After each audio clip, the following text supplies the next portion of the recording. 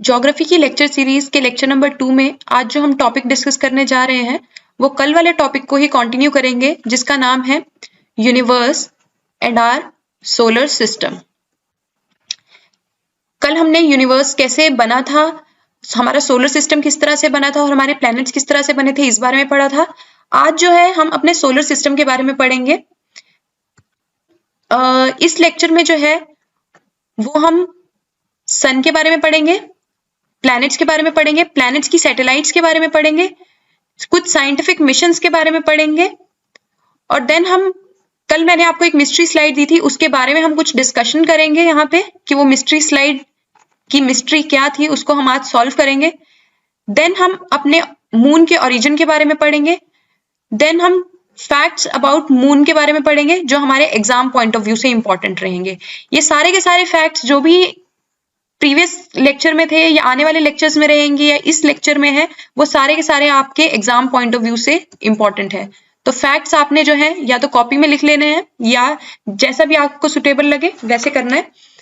Then हम finally previous year MCQs को जो है करेंगे। तो पहले जो है हम सन से स्टार्ट करेंगे।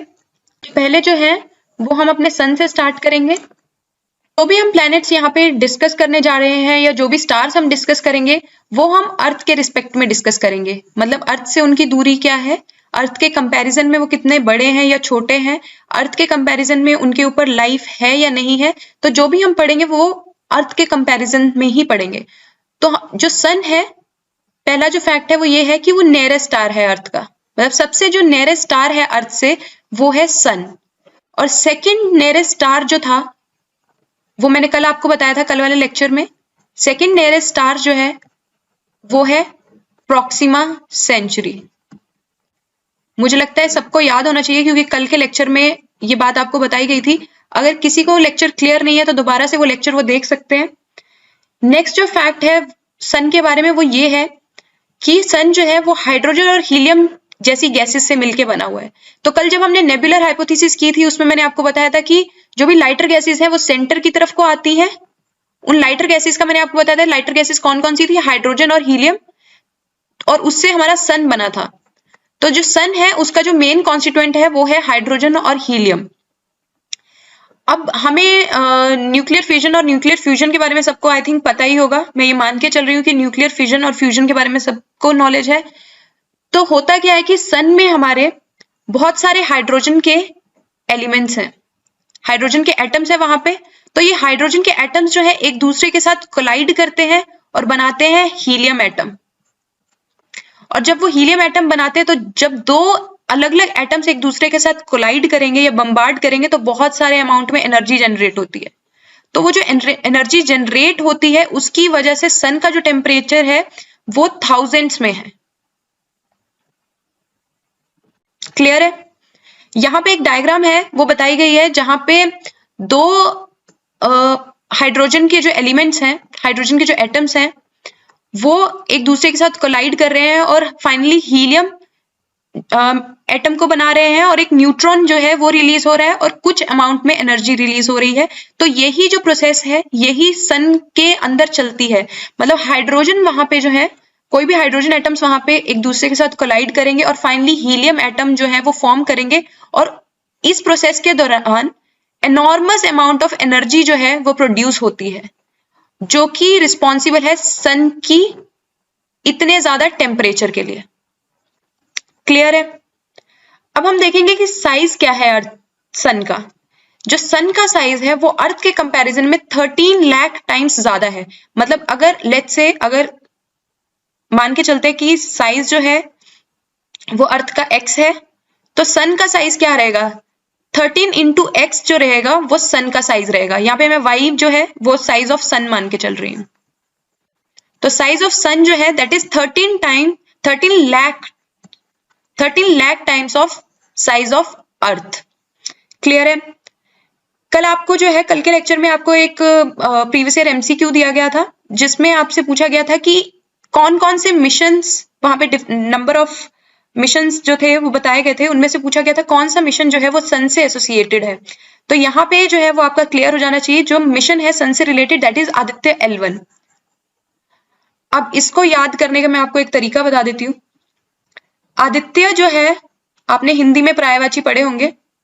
आदित्य जो है वो सूर्य का पर्यायवाची होता है।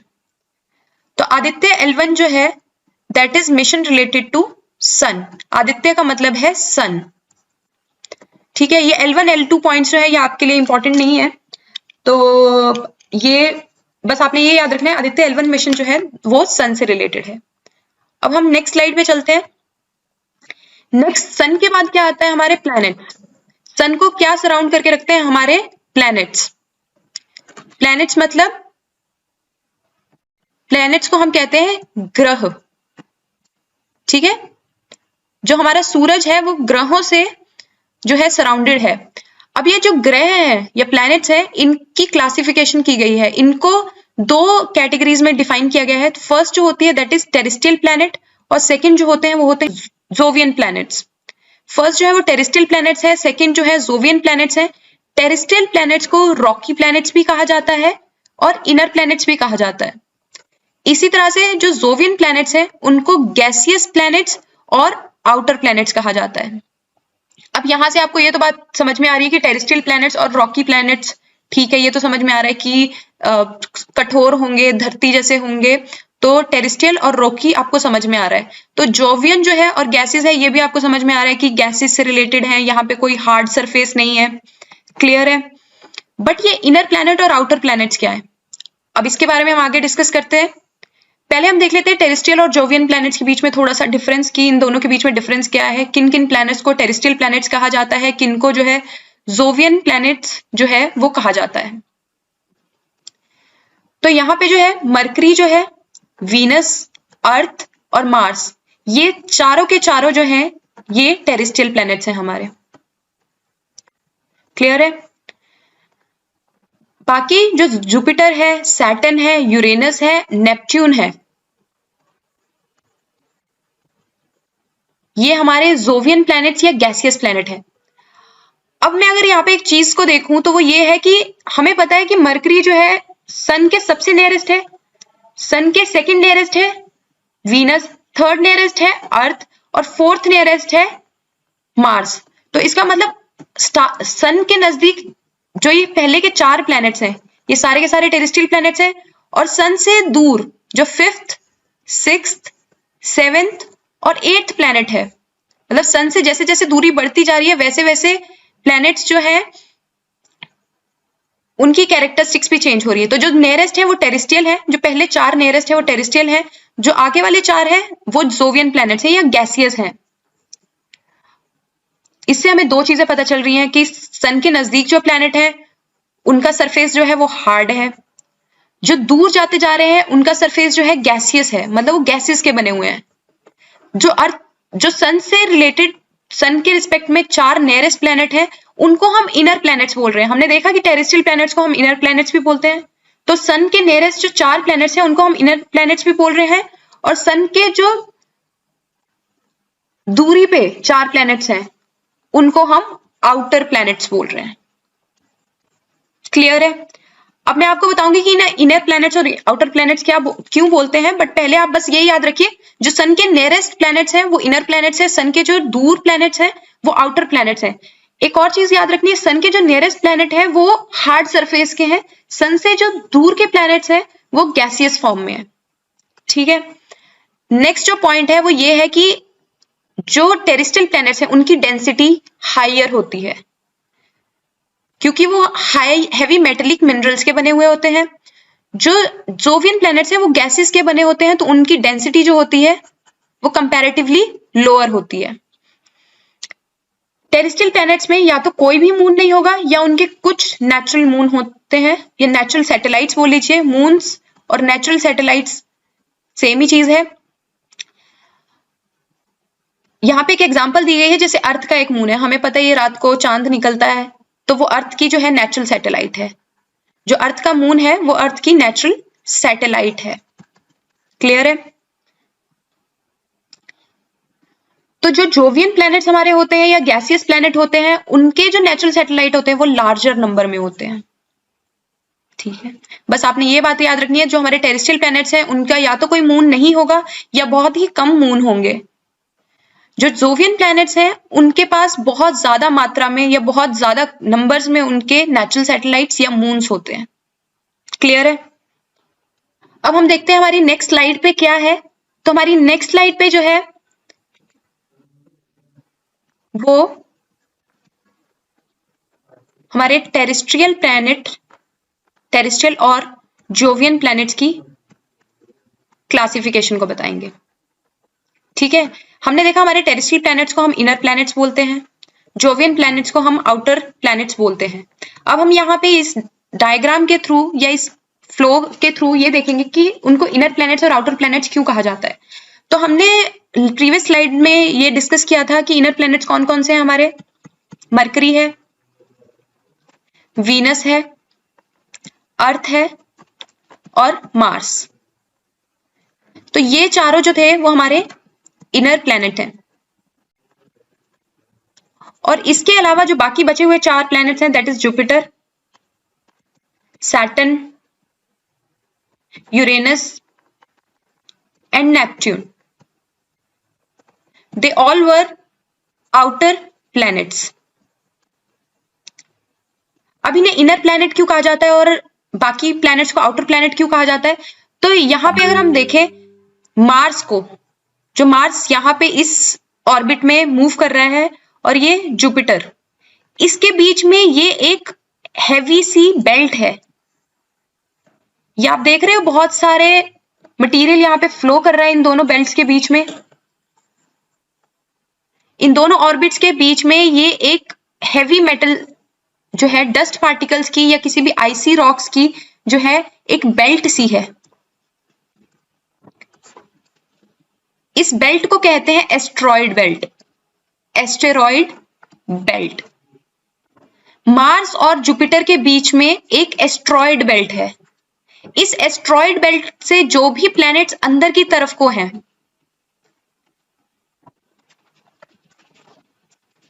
उनको हम इनर प्लैनेट्स कहते हैं।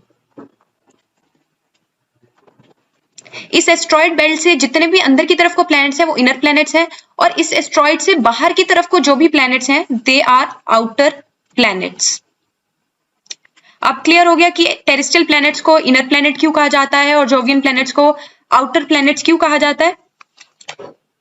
तो यहां तक सबको आई थिंक समझ में आ गया है। अब हम नेक्स्ट स्लाइड की तरफ चलते हैं।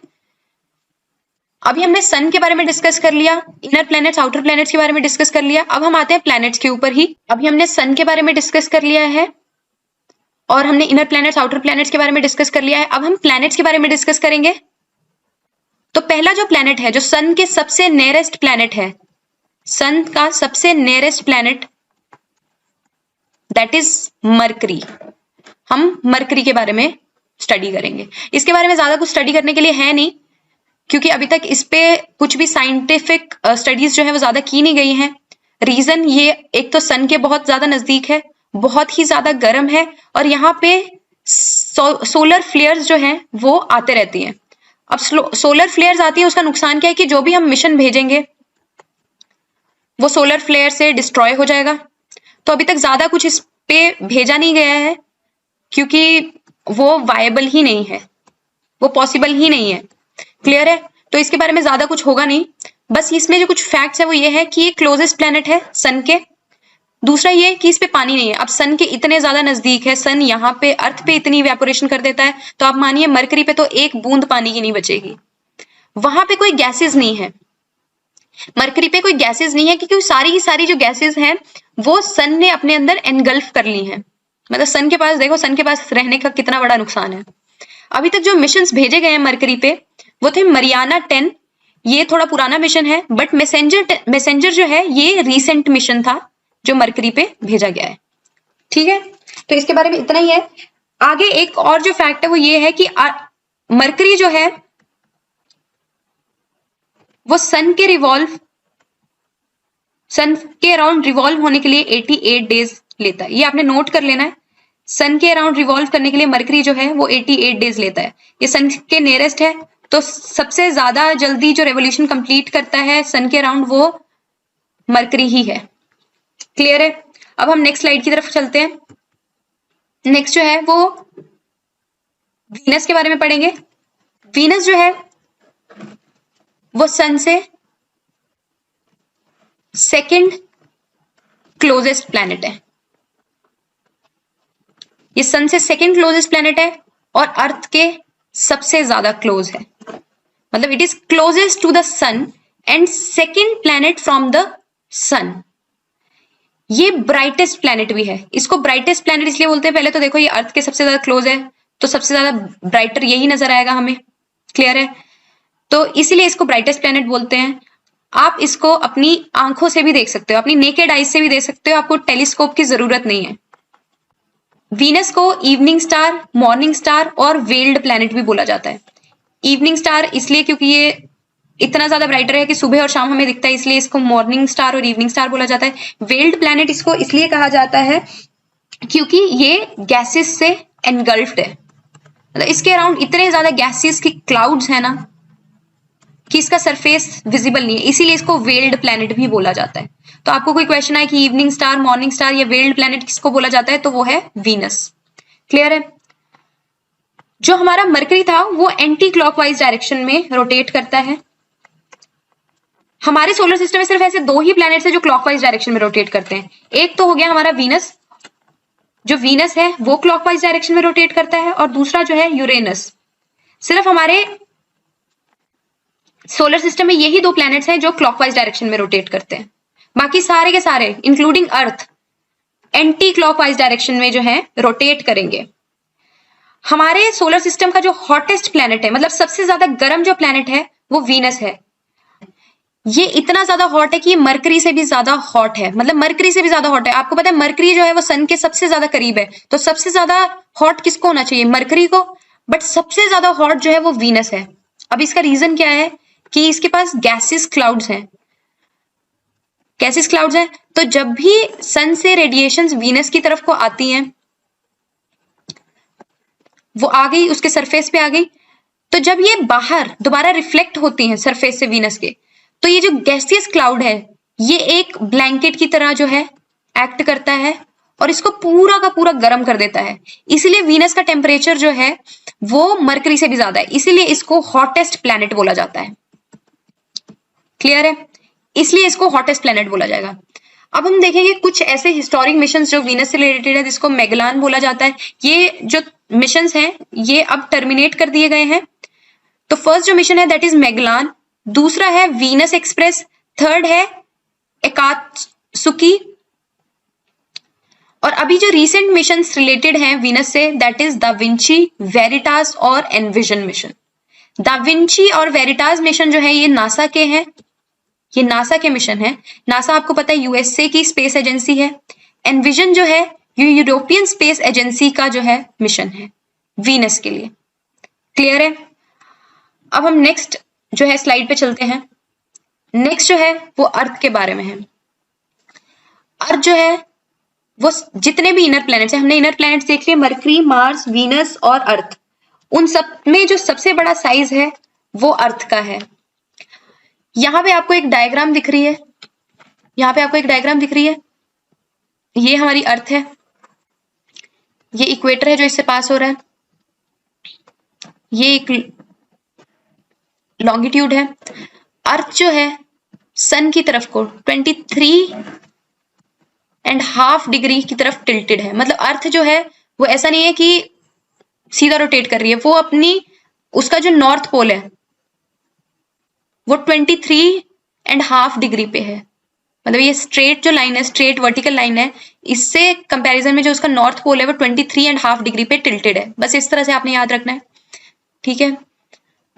इस 23.5 डिग्री के टिल्ट की वजह से ही सीजनल वेरिएशंस होते हैं।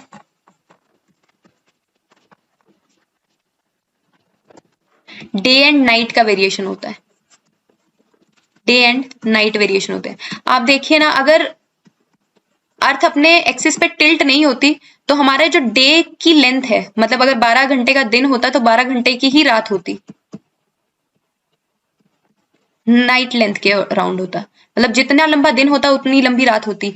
पर अब कभी कभी हम बोलते हैं हमारे दिन छोटे हो गए हैं, रातें लंबी हो गई हैं, रातें छोटी हो गई हैं, दिन लंबे हो गए हैं, वो किसकी वजह से है? वो इसी वजह से है क्योंकि अर्थ जो है अपनी एक्सिस पे टिल्टेड है। और कितनी टिल्टेड है?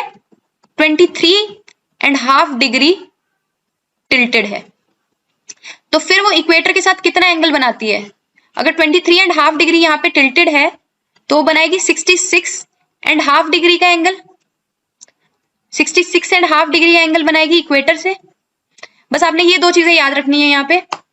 और जो अर्थ जो है अपनी एक्सिस पे रोटेट होने के लिए कितना टाइम लेती है? लेती है 23 घंटे 56 मिनट और 4 सेकेंड। आपने याद रखना है अर्थ जो है अपनी एक्सिस पे रोटेट होने के लिए कितना टाइम लेती है? 23 घंटे 56 मिनट और 4 सेकेंड। अर्थ अपने सूरज के अराउंड रेवोल्यूशन कंप्लीट करने में कितना टाइम लेती है? लेती है 365 डेज 5 आवर्स और 48 मिनट्स। क्लियर है? इसलिए हमें पता है 4 साल के बाद क्या आता है? लीप ईयर आता है। हर साल जो होता है मतलब 3 साल जो होते हैं वो 365 डेज के होते हैं और जो चौथा साल आता है वो होता है 366 डेज का। वो इसीलिए होता है क्योंकि अर्थ जो है वो सन के अराउंड अपना चक्कर लगाने के लिए लेती है 365 डेज 5 आवर्स और 48 मिनट्स। क्लियर है? बस ये दो चीजें आपने याद रखनी है। Time taken to rotate. अब देखिए अगर अर्थ जो है अपनी एक्सिस पे चल रही है तो उसको रोटेशन बोलेंगे, अगर सन के अराउंड चल रही है तो उसको रेवोल्यूशन बोलेंगे। नेक्स्ट जो फैक्ट है वो ये है कि अर्थ को ब्लू प्लैनेट भी कहा जाता है। अब ब्लू प्लैनेट क्यों कहा जाता है?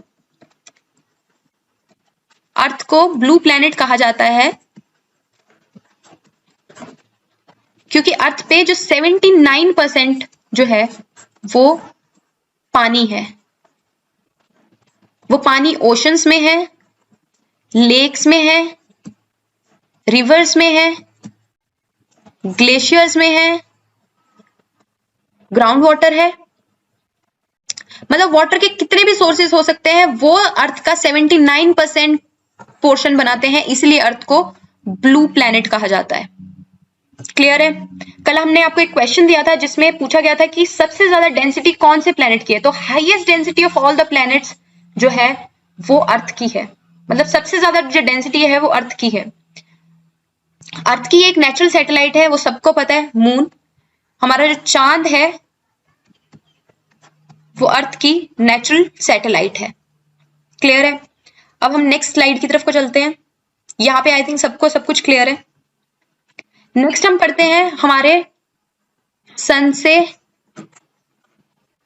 4th क्लोजेस्ट प्लैनेट को। मतलब मार्स जो है वो लास्ट इनर प्लैनेट है। आपको पता है मार्स के बाद जो है वो एस्ट्रॉइड बेल्ट स्टार्ट हो जाएगी और उसके बाद जितने भी प्लैनेट्स आएंगे वो आउटर प्लैनेट्स हैं और जोवियन प्लैनेट्स हैं। मार्स हमारा लास्ट इनर प्लैनेट है। मार्स को रेड प्लैनेट भी बोला जाता है। अब इसको रेड प्लैनेट बोलने का रीजन क्या है? क्योंकि इस प्लैनेट पे सबसे ज्यादा कॉन्सेंट्रेशन होती है आयरन ऑक्साइड की। अब आयरन जो है वो रस्टिंग के लिए रिस्पॉन्सिबल है। जब भी आयरन की ऑक्सीडेशन होती है, आपको पता है आयरन ऑक्सीडाइज करेगा, उसके बाद हो जाती है रस्टिंग। और रस्ट का कलर कैसा होता है? ब्राउन, और बोल सकते हैं रिजेम्बलेंस होती है रेड से। क्योंकि मार्स पे सबसे ज्यादा आयरन ऑक्साइड प्रेजेंट है इसलिए इस प्लैनेट को रेड प्लैनेट भी कहा जाता है। क्लियर है? आपने इस चीजों को रट्टा नहीं मारना है, इनको बस ऐसे याद कर लेना और आपको और भी फैक्ट्स क्लियर हो जाएंगे। जब कोई क्वेश्चन आपसे पूछा जाएगा कि मार्स पे सबसे ज्यादा कौन सा मिनरल मिलता है, तो आपको पता है क्योंकि मार्स को रेड प्लैनेट बोलते हैं, आयरन रस्ट करता है और रस्टिंग से जो कलर प्रोड्यूस होता है वो ब्राउन होता है या रेडिश सा होता है, इसीलिए अच्छा मार्स को रेड प्लैनेट कहा जाता है। क्लियर है? मार्स का जो मास है वो अर्थ के 1/10 है। मतलब मार्स का जो मास है वो अर्थ से कम है, 1/10 है। जो मार्स की एक साल है वो अर्थ की 687 अर्थ डेज के इक्वल है। मतलब जब अर्थ में 687 डेज हो जाते हैं तब मार्स का एक साल होता है। क्लियर है? अर्थ मार्स पे एक दिन की लेंथ कितनी होती है? 24 आवर्स और 37 मिनट की। मतलब एक दिन जो है वो 24 घंटे और 37 मिनट का होता है। कुछ एक दो और फैक्ट्स है, वो ये है कि जो हाईएस्ट माउंटेन है हमारे सोलर सिस्टम में या जो लार्जेस्ट वॉल्केनो है किसी भी प्लैनेट पे हमारे सोलर सिस्टम में, वो मार्स पे है। मतलब जो हाईएस्ट माउंटेन है और लार्जेस्ट वॉल्केनो है वो कौन से प्लेनेट पे है? वो मार्स पे है और उसका नाम क्या है? Olympus Mons. ये मोस्ट इंपॉर्टेंट चीज है यहाँ पे। जो लार्जेस्ट वॉल्केनो और लार्जेस्ट माउंटेन है हमारे सोलर सिस्टम में वो कहाँ पे है? वो मार्स पे है और उसका नाम क्या है? उसका नाम है ओलंपस मॉन्स। इसकी जो हाइट है ये हमारे माउंट एवरेस्ट जो है अर्थ का सबसे जो हाईएस्ट माउंटेन जो है माना जाता है उससे 3 टाइम्स बड़ा है, उससे 3 टाइम्स टॉलर है ये ओलंपस मॉन्स। और जो लार्जेस्ट कैनन्स है सोलर सिस्टम की वो भी मार्स पे है, उसको बोलते हैं वेल्स मैरिनियर्स। जो लार्जेस्ट कैनन है वो भी मार्स पे है, लार्जेस्ट माउंटेन जो है वो भी मार्स पे है और लार्जेस्ट वॉल्केनो जो है वो भी मार्स पे है और उसका नाम क्या है? Olympus Mons. और लार्जेस्ट कैनन भी सोलर सिस्टम की जो है वो मार्स पे ही है। नेक्स्ट जो इसकी सैटेलाइट्स है, इसकी 2 ही सैटेलाइट्स है, फीबिस और डेमोस। मार्स की 2 ही सैटेलाइट्स है, फीबिस और डेमोस। अभी तक कौन कौन से मिशन जो है वो मार्स पे भेजे गए हैं? मंगलयान, आपको इसके बारे में पता होगा। मॉम, मार्स ऑर्बिटर मिशन जिसको बोला गया था, इसको बोला गया था मार्स ऑर्बिटर मिशन। ये जो है इसरो का मिशन था। परसीवरेंस जो है ये नासा का रीसेंट मिशन है to study the surface of Mars. Mars पे आज तक जो है साइंटिफिक बहुत सारी स्टडीज की गई हैं, तो आया गया जितने भी मोस्टली हमारे जो साइंटिफिक मिशंस रहेंगे वो मार्स से ही रिलेटेड रहेंगे। कुछ जो और प्लेनेट से रिलेटेड है वो तो आपको इसमें बता दिए जाएंगे। अगर उसके अलावा कोई भी और मिशन आता है और ऑप्शन में अगर आपको मार्स है तो आप आंख बंद करके मार्स पे टिक लगा सकते हो, क्योंकि मार्स पे जितने मिशन गए हैं अभी तक किसी और प्लेनेट पे इतने मिशन नहीं गए हैं। नेक्स्ट जो है हम आते हैं अपने 5th प्लैनेट की तरफ को। ये हमारा 5th प्लैनेट है with respect to sun. Clear है? जुपिटर की खास बात यह है ये आउटर प्लैनेट का फर्स्ट प्लैनेट है। आउटर प्लैनेट का फर्स्ट प्लैनेट मतलब एस्ट्रॉयड बेल्ट के बाद जो पहला प्लैनेट आता है, एस्ट्रॉयड बेल्ट के बाद जो पहला प्लैनेट आता है वो है हमारा जुपिटर।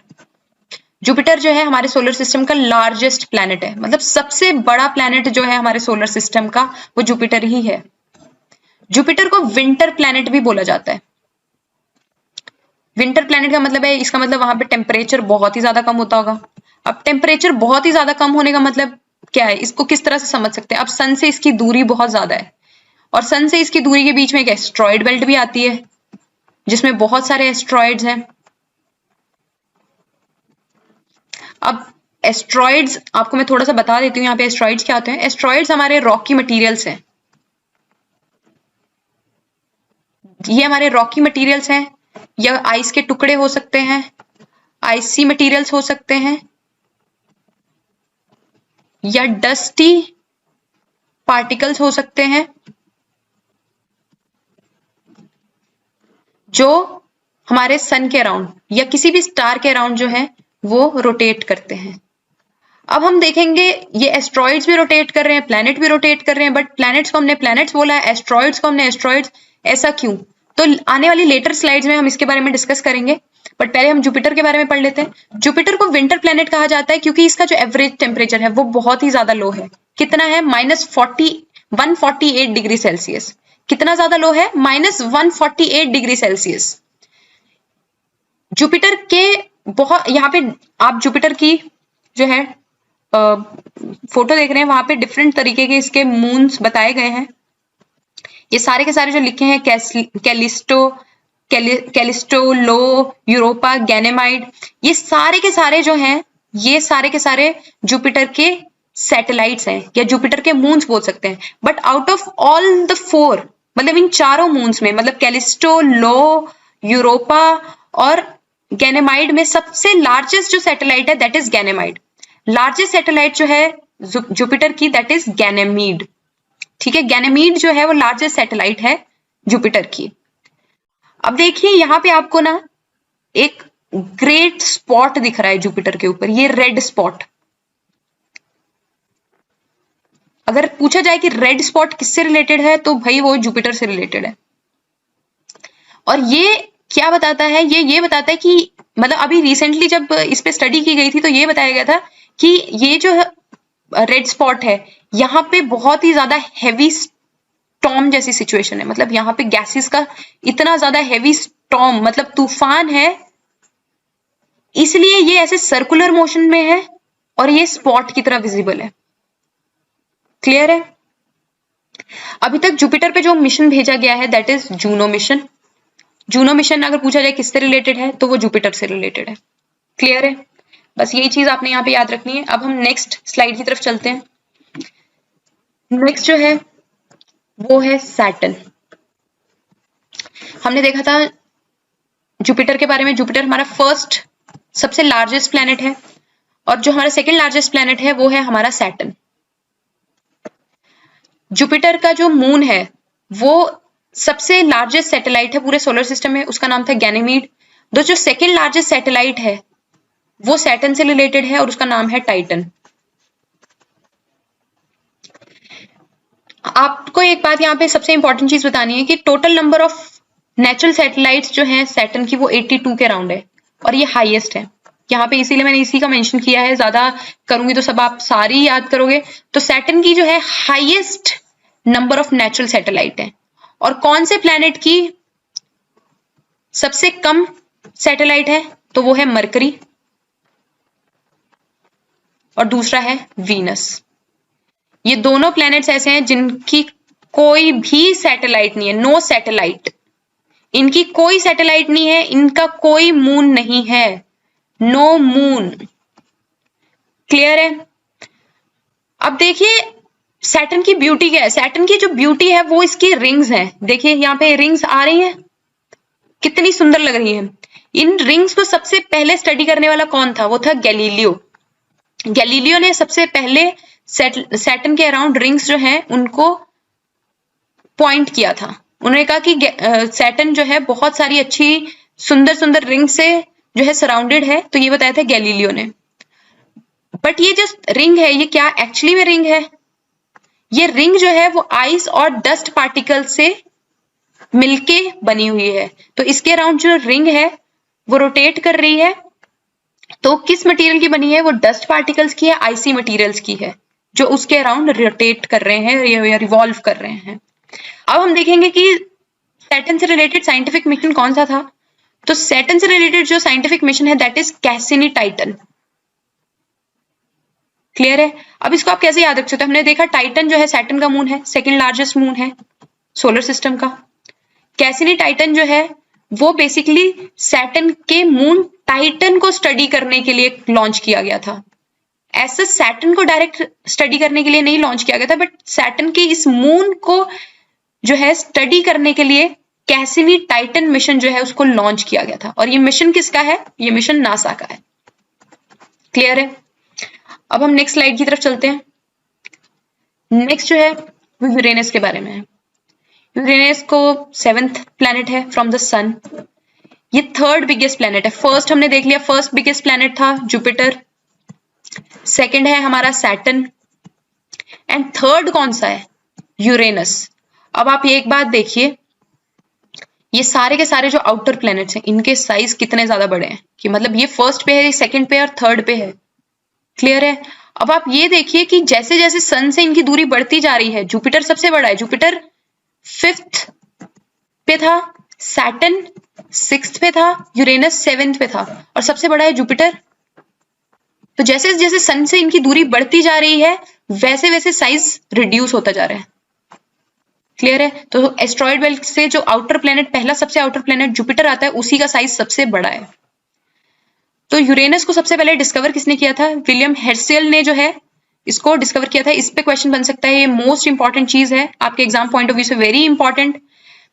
यूरेनस को ग्रीन प्लैनेट भी बोला जाता है। ग्रीन प्लैनेट क्यों बोला जाएगा? क्योंकि इस पे सबसे ज्यादा मीथेन की मात्रा है।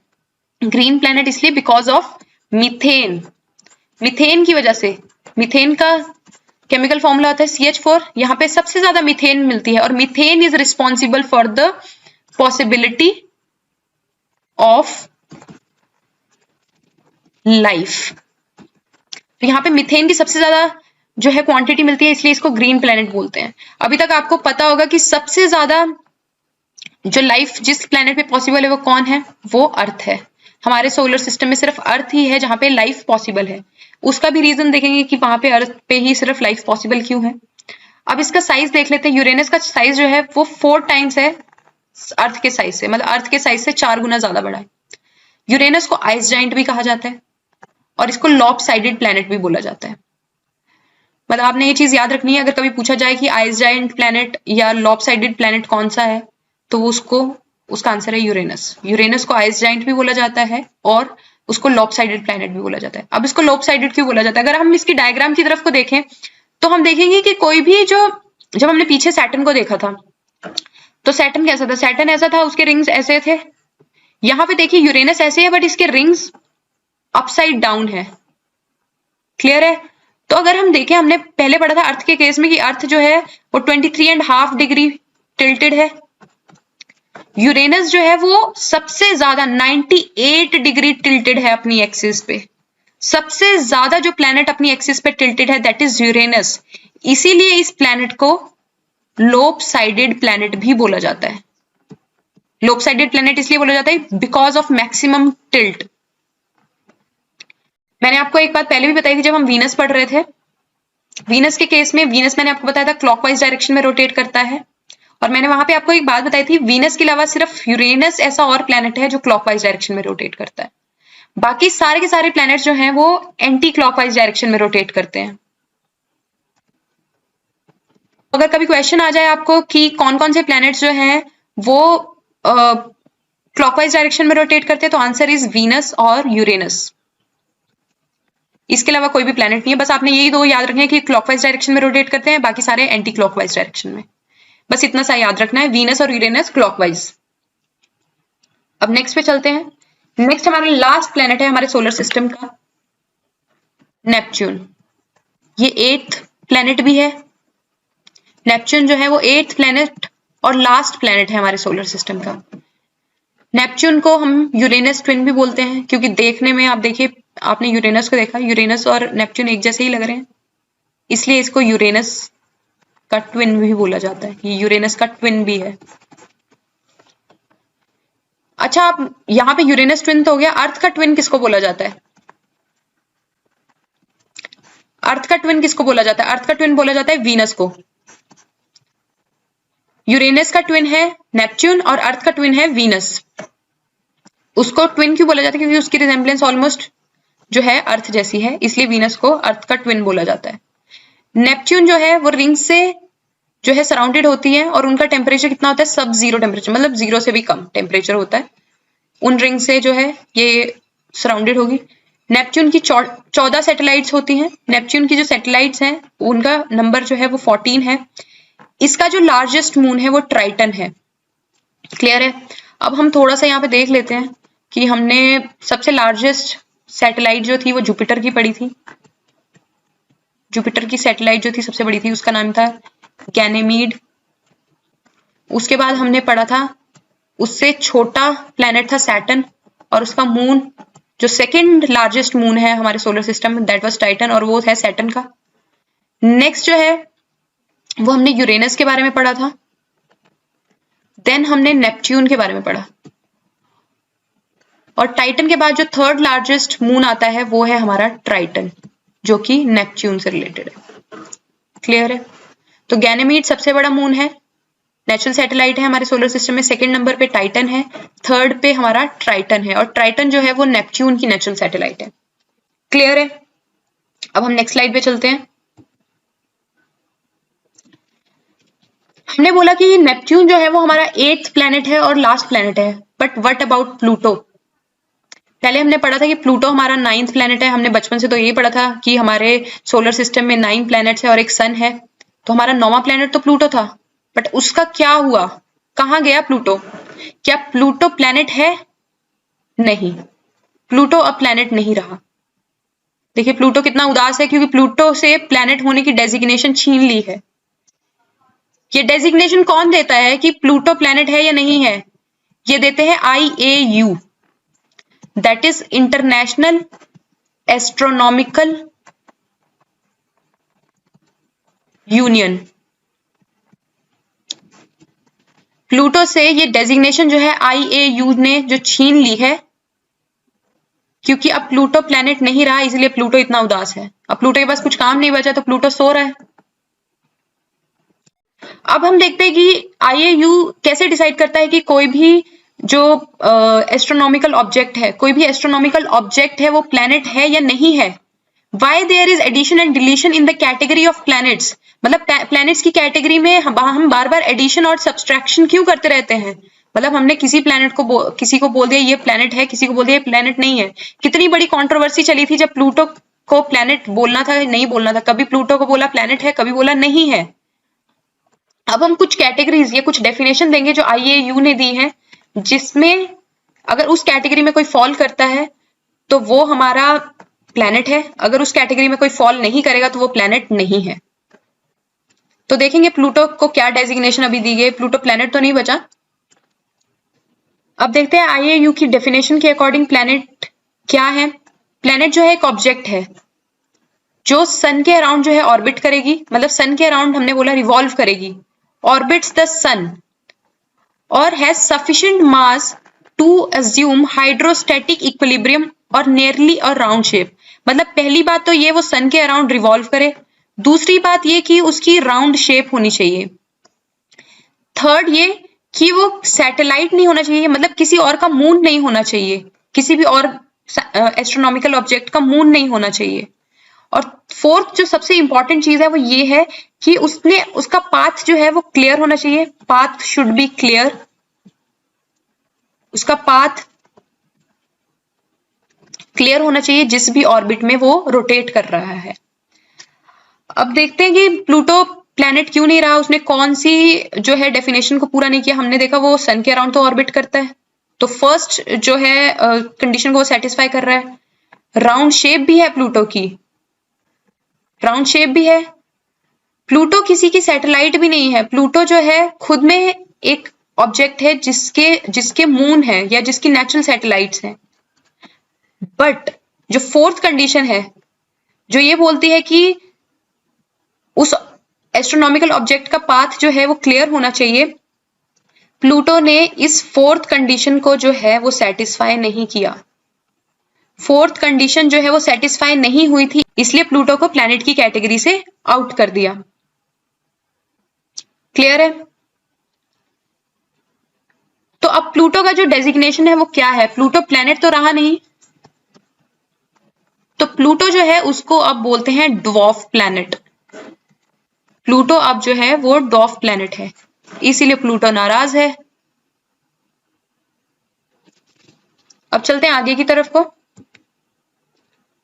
अब हमने क्योंकि अपने सारे प्लैनेट्स के बारे में, सन के बारे में डिस्कस कर लिया है, तो ये है सन, उससे जो फर्स्ट प्लैनेट फॉल करता है that is mercury, second Venus, third earth, fourth जो है मार्स है, फिफ्थ जो है जुपिटर है, सिक्स्थ सैटर्न है, सेवेंथ यूरेनस है, एट जो है वो नेपच्यून है। क्लियर है। एस्ट्रॉइड बेल्ट के बारे में हमने पढ़ लिया था, मार्स और जुपिटर के बीच में एस्ट्रॉइड बेल्ट आती है। एस्ट्रॉइड बेल्ट जो है दैट फॉल्स बिटवीन किसके किसके बीच में, मार्स एंड जुपिटर के बीच में। क्लियर है। एक एस्ट्रॉइड बेल्ट तो मार्स और जुपिटर के बीच में है, बट एक एस्ट्रॉइड बेल्ट जो है वो नेपच्यून के बाहर भी है, जिसको क्यूपियर बेल्ट बोला जाता है। एक एस्ट्रॉइड बेल्ट हमने देख लिया मार्स और जुपिटर के बीच में है, एक एस्ट्रॉइड बेल्ट जो है नेपट्यून के जो आउटर साइड पे है उसको बोला जाता है, उसको क्यूपियर बेल्ट भी बोला जाता है। जिस तरह एस्ट्रॉइड बेल्ट में बहुत सारे एस्ट्रॉइड्स हैं, यहाँ पे बहुत सारे एस्ट्रॉइड्स हैं, उसी तरह क्यूपियर बेल्ट में भी बहुत सारे एस्ट्रॉइड्स हैं, और यहाँ पे बहुत सारे कॉमेट्स हैं, बहुत सारे एस्ट्रॉइड्स हैं, कॉमेट्स हैं, रॉकी मटेरियल हैं, मीटियोर्स हैं, बहुत कुछ है इस क्यूपियर बेल्ट में। ये क्यूपियर बेल्ट जो है वो एंड ऑफ सोलर सिस्टम बताती है कि सोलर सिस्टम हमारा यहीं तक है। क्यूपियर बेल्ट जो है that is boundary of our solar system. अगर कुछ पूछा जाए कि बाउंड्री हमारे सोलर सिस्टम की कौन है, तो बाउंड्री ऑफ सोलर सिस्टम है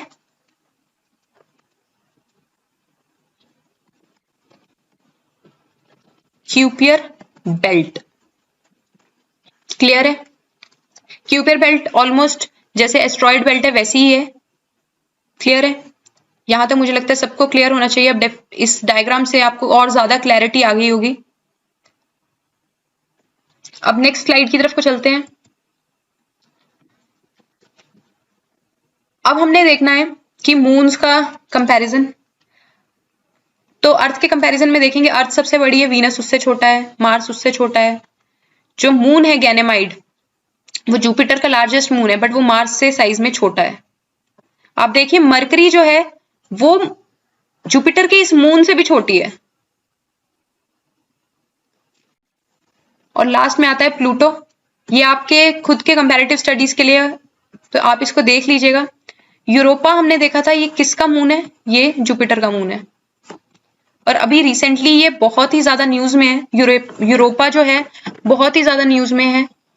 इसका मैं आपको रीजन बता देती हूँ। तो इस पे क्वेश्चन पूछा जा सकता है, यूरोपा किसका मून है? तो वो जुपिटर का मून है। अब ये रिसेंटली इतना न्यूज में क्यों है? क्योंकि ये जो मून है, माना जा रहा है कि इस मून का जो ये सरफेस है बाहर वाला, ये आइस का बना हुआ है, मतलब हार्ड आइस का बना हुआ है। हार्ड आइस का बना हुआ है और इसके अंदर का जो है, इसके अंदर पानी है। और साइंटिस्ट ये मानते हैं कि जहां पानी है वहां लाइफ की पॉसिबिलिटी है। क्लियर है? बस आपने ये याद रखना है, यूरोपा न्यूज में था इसलिए इस पे क्वेश्चन पूछा जा सकता है। ये जुपिटर का मून है। बाकी मैंने आपको इसका बैकग्राउंड बता दिया कि क्यों न्यूज में ज्यादा है, ये क्यों ज्यादा अभी चर्चा में है ये। क्लियर है? अब आगे की तरफ को चलते हैं। ये हमारी मिस्ट्री स्लाइड है। कल मैंने आपको ये 2 लाइनें बोली थी देख के आने के लिए, एम वेम जेसन, जेसन ईवी एम एम, एम वेम जेसन, जेसन ईवी एम एम। अब इस मिस्ट्री स्लाइड की मिस्ट्री को चलो सॉल्व किया जाए। आज इसको सॉल्व कर ही लिया जाए। तो इसके ऊपर जाने से पहले हम थोड़ा सा पीछे की तरफ को चलते हैं। पहली जो मिस्ट्री थी वो थी एम वेम जे सन। अगर हम देखें तो हमारा अर्थ सन का सबसे नियरेस्ट प्लेनेट कौन सा है? मरकरी। दूसरा क्या है? वीनस। थर्ड है अर्थ। फोर्थ है Mars, then Jupiter, then Saturn, then Uranus and then Neptune.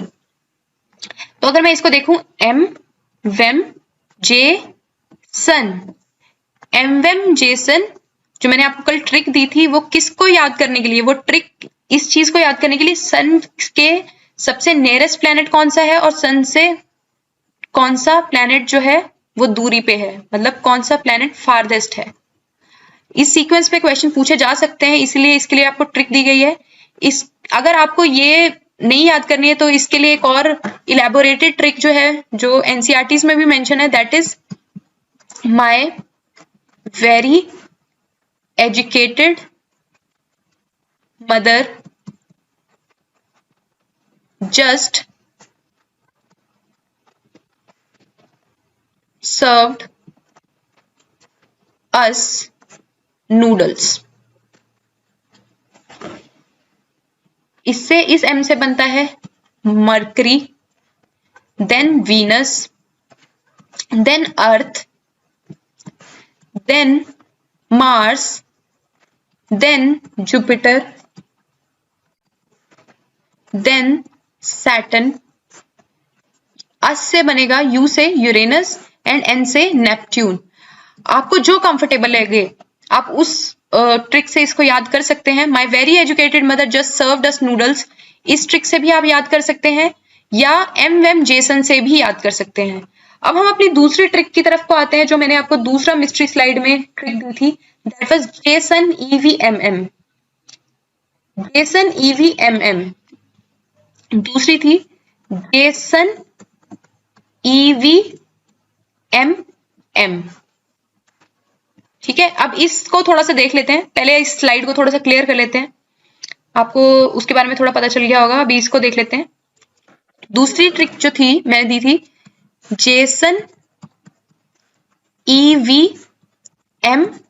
अब पहली वाली ट्रिक तो हमने देख ली, वो सन से कौन सा प्लेनेट पहली वाली ट्रिक तो हमने देख ली थी कि सन से पहला प्लेनेट कौन सा नजदीक है, दूसरा कौन सा है, तीसरा कौन सा और इसी तरह से आठवां कौन सा है।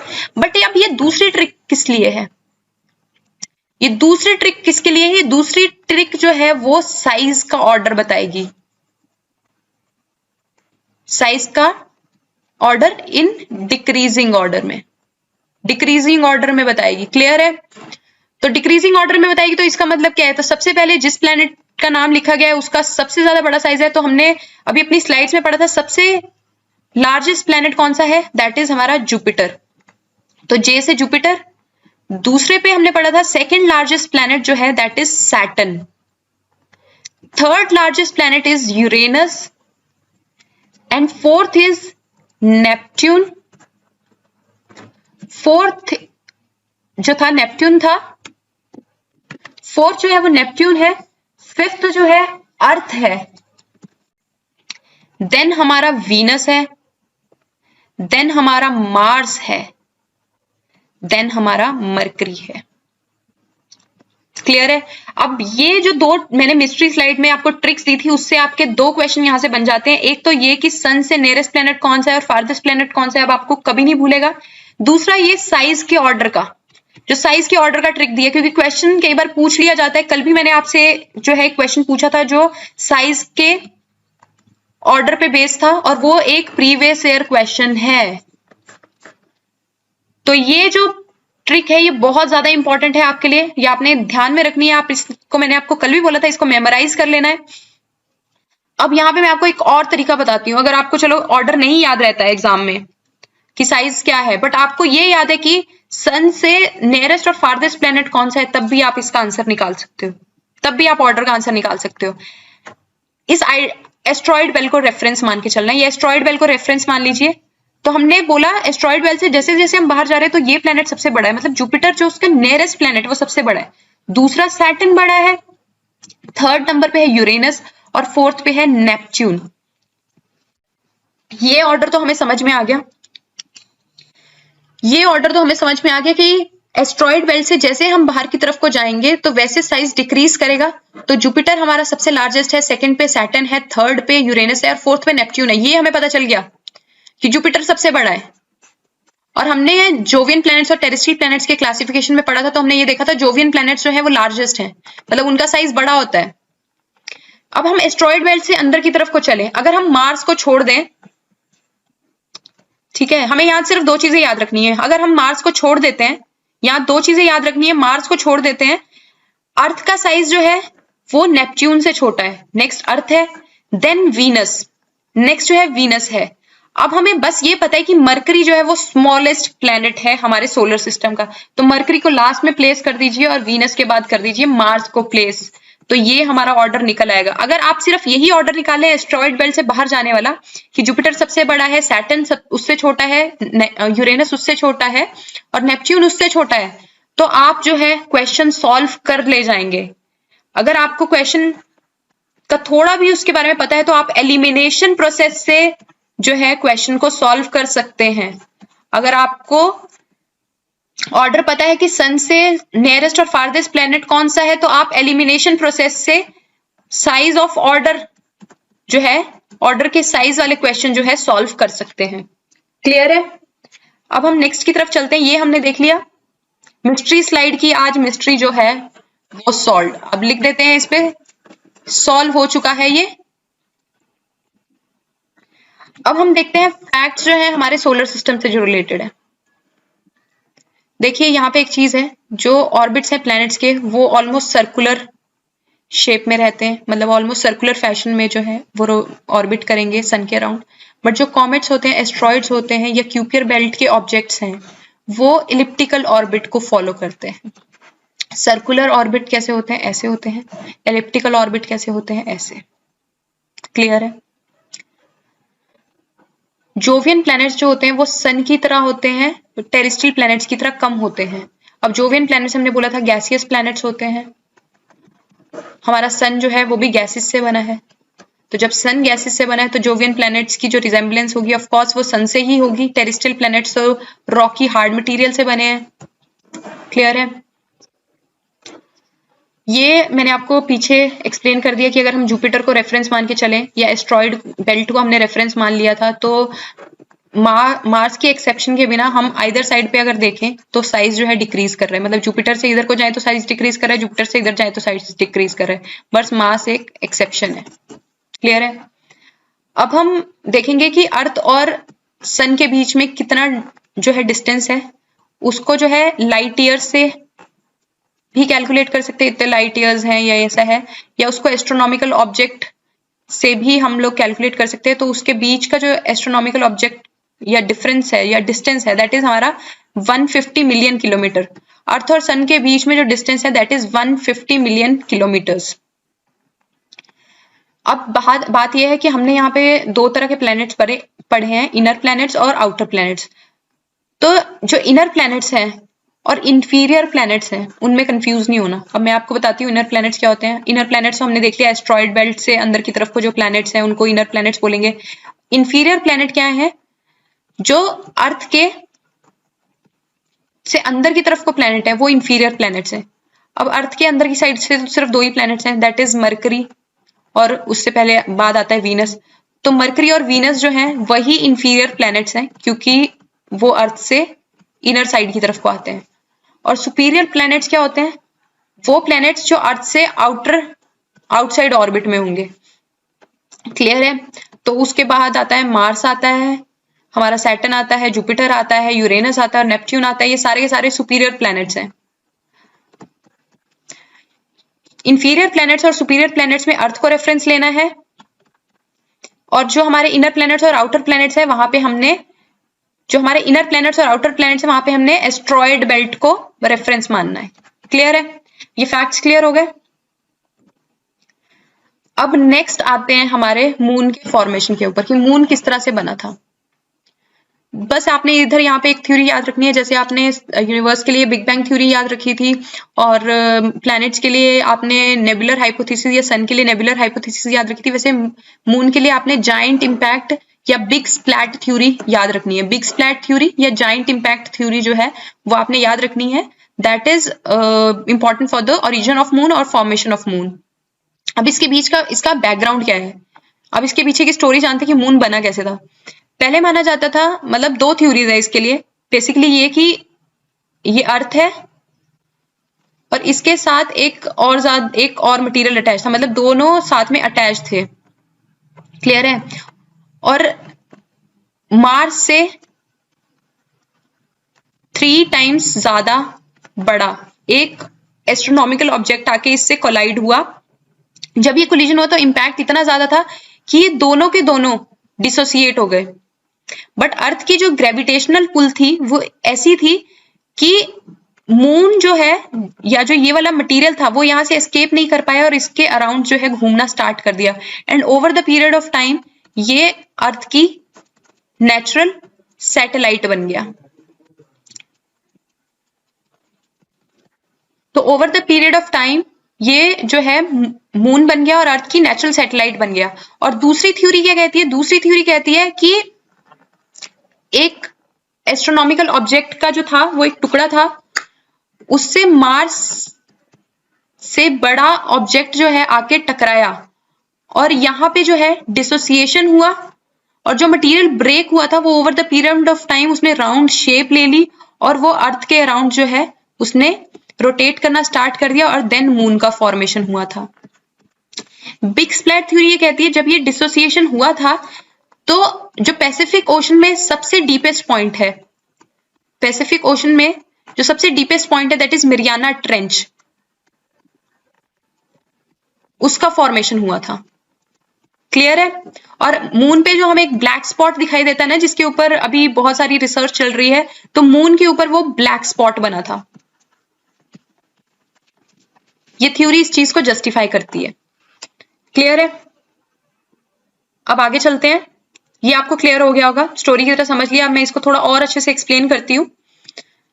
फर्स्ट जो था, फर्स्ट स्टेज 1, ये है, ये अर्थ है, ये उसके अराउंड एक मार्स जैसी ऑब्जेक्ट जो है, मान लो मार्स से बिगर ऑब्जेक्ट जो है वो उसके अराउंड रोटेट कर रही थी। ये स्टेज 2 है। फियर्स हो गई ये। उसके बाद स्टेज 3 पे क्या हुआ, मतलब अर्थ, ये जो एस्ट्रोनॉमिकल ऑब्जेक्ट था जो over the period of time Earth बना, उसकी ग्रेविटेशनल पुल इतनी ज्यादा थी कि इसने इसको अपनी तरफ अट्रैक्ट कर लिया। जब इसने इसको अपनी तरफ अट्रैक्ट किया तो ये इसी के सरफेस पे जाके कोलाइड कर गई। मतलब अर्थ की ग्रेविटेशनल पुल इतनी ज्यादा थी कि जो मटेरियल उसके अराउंड रोटेट कर रहा था उसने अर्थ से कोलिजन कर लिया। और जब उसने अर्थ से कोलाइड किया तो क्या हुआ, जब कोलिजन हुआ तो बना अर्थ, और एक ऐसी ऑब्जेक्ट जो अर्थ को रोटेट करने लग गई, और वो बना हमारा मून। क्लियर है? तो ये बना हमारा मून। अब नेक्स्ट हम देखेंगे कुछ फैक्ट्स मून के बारे में। मून का जो डायमीटर है ऑफ कोर्स वो अर्थ से तो छोटा ही होगा, that is 1/4 of size of earth. आपको पता है कि सन से लाइट धरती पे पहुंचने के लिए कितना टाइम लगता है, अराउंड 8 मिनट्स लगते हैं। इसके ऊपर मैंने प्रीवियस आपसे क्वेश्चन पूछा था, उसका आपने जवाब मेरे को दिया है या नहीं दिया है, वो कुछ बच्चों ने भेजा है, कुछ बच्चों ने नहीं भेजा है, तो आप थोड़ा सा एक्टिव रहिए। जो मुझे उसका जवाब भेजेगा उसी को मैं करेक्शन दूंगी, क्योंकि मुझे भी पता होना चाहिए कितने बच्चे पढ़ने में इंटरेस्टेड है।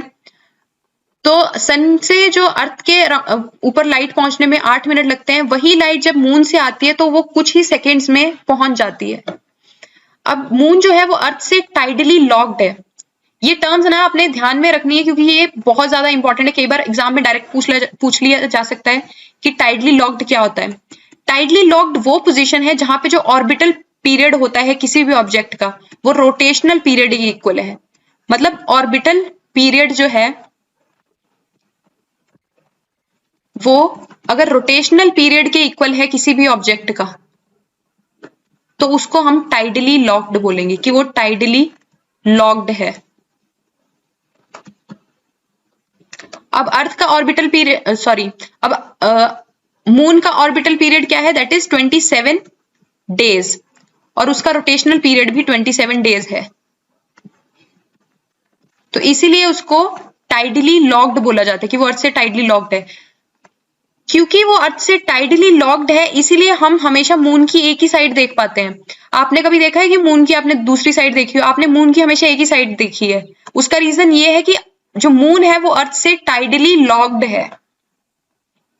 क्लियर है?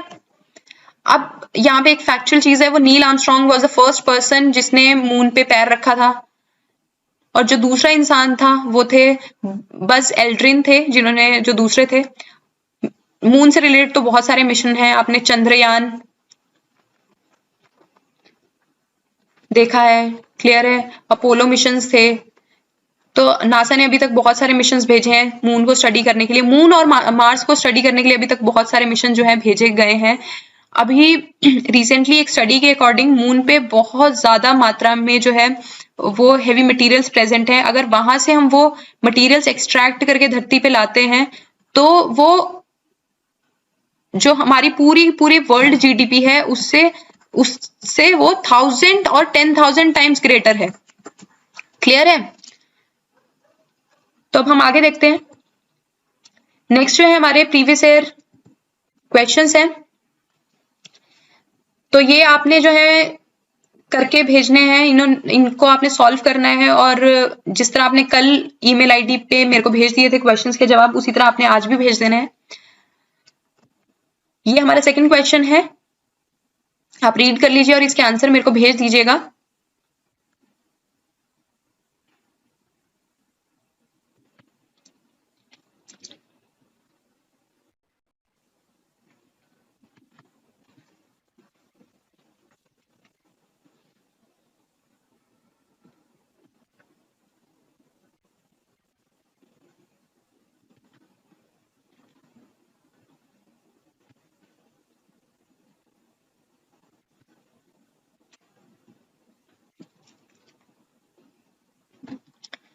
अब आपने 10 ये प्रीवियस ईयर क्वेश्चंस देख लिए हैं। यहाँ पे आपको बताई गई है ईमेल आईडी जिस पे आपने जो है आंसर्स भेज देने हैं, ताकि आपको 24 घंटे के अंदर जो है रिप्लाई मिल जाए कि आपने जो अटेम्प्ट किए हैं वो ठीक है या नहीं है। एंड अगर आप ये वीडियो आज देख रहे हो या कल देख रहे हो या 1 साल बाद देख रहे हो, 2 साल बाद या 10 साल बाद भी देख रहे हो, तो तब भी आप मुझे अपने आंसर जो है वो भेज सकते हैं और आपको जो है 24 घंटे के अंदर रिप्लाई मिल जाएगा। अगर इससे ज्यादा इंपॉर्टेंट नोट्स किसी को चाहिए तो आप मुझे मेल कर सकते हैं, यहाँ ईमेल आईडी जो है वो मेंशन्ड है। तो अब हम अपने नेक्स्ट लेक्चर में मिलेंगे, जहां पे जो है नेक्स्ट लेक्चर में हम एटमॉस्फेयर, अर्थ के एटमॉस्फेयर के बारे में और वहां पे उसकी डिफरेंट लेयर्स के बारे में पढ़ेंगे। तो अब हम अपने नेक्स्ट लेक्चर में मिलते हैं।